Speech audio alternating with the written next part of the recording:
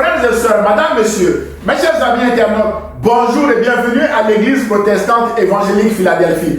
Je suis votre bien-aimé pasteur Célestin Zouga et j'ai la joie ce matin de partager la parole de Dieu avec vous dans l'épître de la joie, mes bien-aimés dans le Seigneur. Si vous ouvrez la Bible, vous ne trouverez pas l'épître de la joie, mes bien-aimés dans le Seigneur. Ici, je fais allusion à l'épître de Paul aux Philippiens, mes bien-aimés dans le Seigneur. Mes chers amis, dans cette épître de Paul aux Philippiens, on y recense plus de 60 fois des termes qui expriment la joie. Par exemple, l'apôtre Paul dit « Je me réjouis, mes bien-aimés dans le Seigneur. Réjouissez-vous toujours dans le Seigneur. » Je le répète, réjouissez-vous, dit l'apôtre Paul aux Philippiens 4.4, mes bien-aimés dans le Seigneur. La question est, où l'apôtre Paul puisait-il sa joie, mes bien-aimés dans le Seigneur? Ou encore, quelle était la source de sa joie afin que nous aussi, nous puissions en profiter, mes bien-aimés dans le Seigneur? Frères et sœurs, mes chers amis internautes, l'apôtre Paul ne trouvait pas sa joie dans ses propres circonstances parce qu'il était prisonnier à Rome lorsqu'il écrivait son épître aux Philippiens, mes bien-aimés dans le Seigneur. L'apôtre Paul ne trouvait pas non plus sa joie dans les circonstances de ses destinataires, notamment les Philippiens, parce qu'il y avait des murmures, des rivalités, de l'égoïsme, de l'orgueil et même des disputes dans l'église de Philippe. Mes chers amis internautes, frères et sœurs, l'apôtre Paul puisait sa joie dans le Seigneur en déclarant que Jésus-Christ est Seigneur. Ainsi, en déclarant que Jésus-Christ est Seigneur, l'apôtre Paul déclarait aussi par ce biais que les circonstances de la prison de César ne pouvaient pas lui voler sa joie parce qu'il avait donné sa vie au Seigneur Jésus qui veillait sur lui nuit et jour. Frères et sœurs, mes chers amis, l'apôtre Paul se disait, même s'il venait à mourir dans la prison de César, l'apôtre Paul savait que la mort ne le retiendrait pas, car la mort n'avait pas retenu Jésus-Christ son Seigneur. Alors, quoi qu'il advenait, l'apôtre Paul savait qu'il vivrait éternellement avec Jésus. C'est pourquoi l'apôtre Paul disait aux Philippiens, chapitre 1, versets 21 à 24, que car Christ est ma vie et la mort m'est un gain. Je suis pressé des deux côtés. J'ai le désir de m'en aller et d'être avec Christ. Voilà d'où venait la source de la joie de l'apôtre Paul. Mes chers amis internautes et frères et sœurs, être avec son Seigneur Jésus-Christ. Frères et sœurs, mes chers amis internautes, ce matin, nous voulons aussi, au-delà de nos obstacles, au-delà de nos prisons, au-delà de nos difficultés, au-delà de nos souffrances, au-delà de nos maladies, mes bien-aimés dans le Seigneur, proclamer tout simplement que Jésus-Christ est Seigneur. C'est le résumé de la Bible. Mes chers amis internautes, si on vous demande de résumer la Bible en 3 mots, voici le résumé de la Bible. Jésus-Christ est Seigneur. Mes bien-aimés dans le Seigneur, notre texte de base ce matin est en Philippiens chapitre 2 verset 3 à 11. Je donne la lecture au nom du Seigneur. Il est écrit, ne faites rien par esprit de parti ou par vaine gloire, mais que l'humilité vous fasse regarder les autres comme étant au-dessus de vous-même, que chacun de vous, au lieu de considérer ses propres intérêts, considère aussi ceux des autres. Verset 5.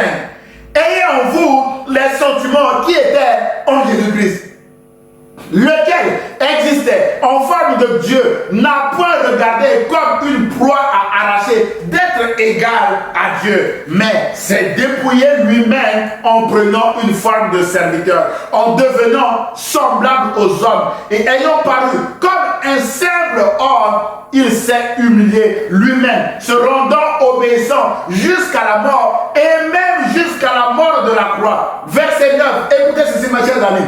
C'est pourquoi aussi Dieu l'a souverainement élevé par son ascension, mes bien-aimés, et lui a donné le nom qui est au-dessus de tout nom, afin qu'au nom de Jésus, tout genou fléchisse dans les cieux, sur la terre, sous la terre, et que toute langue confesse que Jésus-Christ est Seigneur, à la gloire de Dieu le Père. Frères et sœurs, Jésus-Christ est Seigneur. J'ai la joie ce matin de proclamer haut et fort que Jésus-Christ est Seigneur. Jésus-Christ est ma vie, comme l'apôtre Paul l'a dit, mes bien-aimés dans le Seigneur.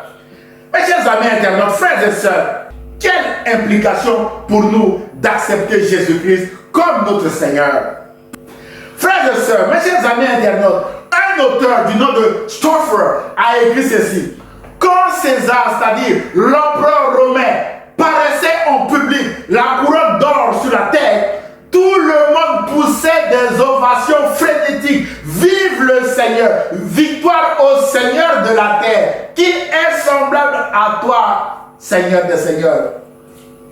C'est donc dans ce contexte de culte impérial que l'apôtre Paul, prisonnier de César, à l'époque c'était Néron, au lieu de crier aussi que César est Seigneur, va d'abord évoquer aux Philippiens les traits de caractère de Jésus que nous venons de voir ce matin, avant de conclure que c'est pourquoi Dieu l'a souverainement élevé et lui a donné le nom qui est au-dessus de tout nom. Sous-entendu, le nom de Jésus est au-dessus de César. Même s'il était prisonnier de César, il disait que le nom de Jésus est au-dessus de César. Afin qu'au nom de Jésus, tout genou fléchisse dans les cieux, sur la terre et sous la terre, et que toute langue confesse que Jésus-Christ est Seigneur, à la gloire de Dieu le Père. Ainsi, mes bien-aimés, le but pour lequel Jésus a été élevé Seigneur est double. Premièrement, afin qu'au nom de Jésus, tout genou fléchisse dans les cieux, sur la terre et sous la terre. Frères et sœurs, mes chers amis internautes, notre première implication est de fléchir le genou devant Jésus seul et non devant César ou autre chose. Aujourd'hui, les hommes, ils vont fléchir les genoux devant n'importe qui, mes bien-aimés dans le Seigneur, juste pour avoir de quoi manger, de quoi vivre, mes bien-aimés dans le Seigneur. Seul Jésus est Seigneur. Et le verbe fléchir a aussi plusieurs explications selon le dictionnaire Larousse. Premièrement, mes bien-aimés, fléchir veut dire cesser de résister. Mon frère, ma soeur, allez-vous cesser de résister à Jésus? Cessez de vouloir vous battre tout seul face à vos obstacles, mes bien-aimés dans le Seigneur. Jésus est votre Seigneur. Jésus veut vous aider à vous relever dans votre situation actuelle. Voilà ce que veut faire votre Seigneur dans votre vie. Rappelez-vous que Seigneur veut dire aussi celui qui tient compte des intérêts des autres. Jésus tient compte de vos intérêts dans les différentes circonstances qui vous font souffrir actuellement, comme moi, mes bien-aimés. Jésus tient compte de vos intérêts pour votre salut éternel. C'est à cause de nos intérêts que Jésus nous tend la main ce matin. Jésus vous tend la main ce matin à cause de vos intérêts. Répondez, mes bien-aimés, à cet appel en acceptant Jésus comme votre Seigneur et votre Sauveur. Et vous verrez la gloire de Dieu s'accomplir dans votre vie. Le Saint-Esprit veut encore glorifier Jésus ce matin à travers votre situation, mes bien-aimés dans le Seigneur. Saisissez cette parole par la foi et cessez de résister à Jésus, mes bien-aimés. Bien-aimés dans le Seigneur, le verbe fléchir veut dire aussi se laisser convaincre. La Bible déclare que Jésus est Seigneur. Cette vérité, mes bien-aimés, a été corroborée par des historiens, par des archéologues et bien d'autres auteurs. Dans l'histoire, mes bien-aimés, des hommes comme César se sont fait appeler Seigneur et ont reçu une gloire temporaire juste pour un bout de temps avant que la vérité ne les rattrape. Mon frère, ma soeur, ouvrez votre cœur et laissez-vous convaincre par le Saint-Esprit à travers cette parole de vie que nous prononçons aujourd'hui, mes bien-aimés dans le Seigneur, que Jésus seul est votre Seigneur et votre Sauveur.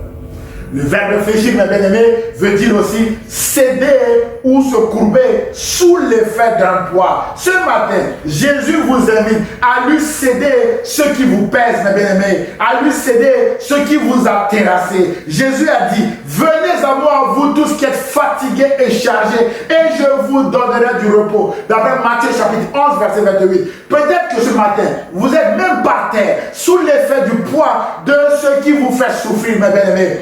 Tournez-vous simplement vers Jésus et vous verrez la gloire de Dieu. L'ayant expérimenté, le psalmiste a déclaré, l'Éternel soutient tous ceux qui tombent, mes bien-aimés dans le Seigneur. Si vous êtes par terre, bonne nouvelle, l'Éternel soutient tous ceux qui tombent comme moi. Il redresse tous ceux qui sont courbés. Si vous êtes courbés aujourd'hui, mes bien-aimés, l'Éternel veut vous redresser. D'après le Psaume chapitre 145, verset 14. Enfin, mes chers amis, internautes, frères et sœurs, fléchir, c'est faire plier le corps. un membre ou une articulation, notamment le genou, sous l'effet d'un poids, mes bien-aimés dans le Seigneur. Mon frère, ma soeur internaute, prosternons-nous devant Jésus et laissons Jésus nous relever, mes chers amis. L'apôtre Paul invitait ses destinataires à ne pas se prosterner devant César. Mon frère, ma soeur, se prosterner devant autre chose que Jésus-Christ, c'est de l'idolâtrie, mes bien-aimés. Mais prosternez-vous uniquement devant Jésus et Jésus seul qui est le Seigneur, votre Seigneur et mon Seigneur. Mes chers amis internautes, le deuxième but pour lequel Jésus est élevé Seigneur est que toute langue confesse que Jésus-Christ est Seigneur à la gloire de Dieu le Père. Mon frère, ma soeur, notre deuxième implication est de confesser que Jésus-Christ seul est Seigneur et non César et non autre chose. César représente aujourd'hui, mes bien-aimés dans le Seigneur, tout ce qui nous empêche de nous tourner vers Jésus. En conclusion de notre message de ce matin, mes chers amis internautes, frères et sœurs, confesser que Jésus-Christ est Seigneur revient tout simplement à reconnaître sa Seigneurie, à abandonner notre ancienne voie et à le suivre. L'apôtre Paul disait aux Romains, si tu reconnais publiquement de ta bouche que Jésus-Christ est le Seigneur, et si tu crois dans ton cœur que Dieu l'a ressuscité, tu seras sauvé. D'après Romains chapitre 10, verset 9. Frères et sœurs, mes chers amis internautes, le salut passe par la confession que Jésus-Christ est Seigneur. Bien-aimés dans le Seigneur, voulez-vous ce matin confesser avec moi que Jésus-Christ est notre Seigneur? C'est le but de ce message de ce matin, mes bien-aimés dans le Seigneur. Merci pour votre écoute, mes chers amis internautes, et que Dieu vous bénisse.